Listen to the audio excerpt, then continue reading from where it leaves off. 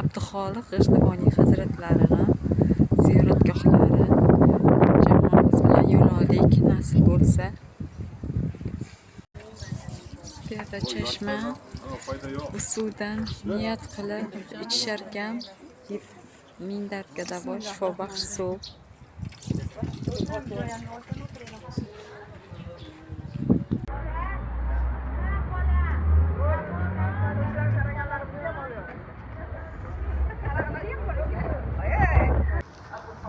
Abduxoliq G'ijduvoniy ziyoratgohidan chiqyapmiz.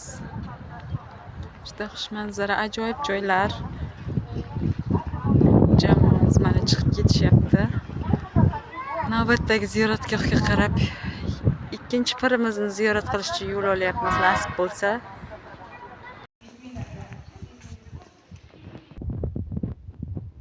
Hoji Mahmud Anjir Fag'naviy hazratlarining ziyoratgohidamiz.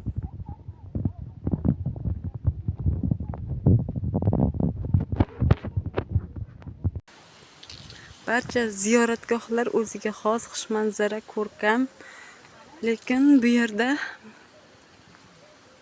o'zgacha shukuh. O'zbekiston jannat makon yurt. Har bir go'shasi o'ziga sirlarni yashirgan.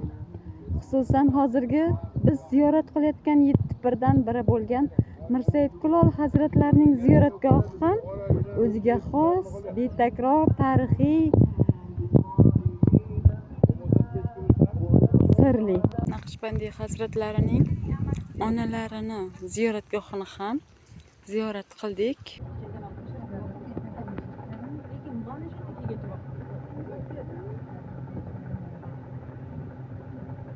Ziyoratgohimiz Hoji Ali Ramitoniy hazratlari, ya'ni 6-pirimiz. Ziyoratgoh hovlisidamiz. Ko'rkam, xushmanzara joylar. Ziyoratgohimiz Xo'ja Muhammad Boboiy Samosiy hazratlari 7-pirimiz hisoblanadilar. Xushmanzara, go'zal joylar, haqiqatdan so'lim, senga kayfiyat beradigan zo'r. Tarixiy Buxoro arkidamiz. Mana hayratlanib, hamkasblarimiz ham hattoki olam taassurotlarimiz.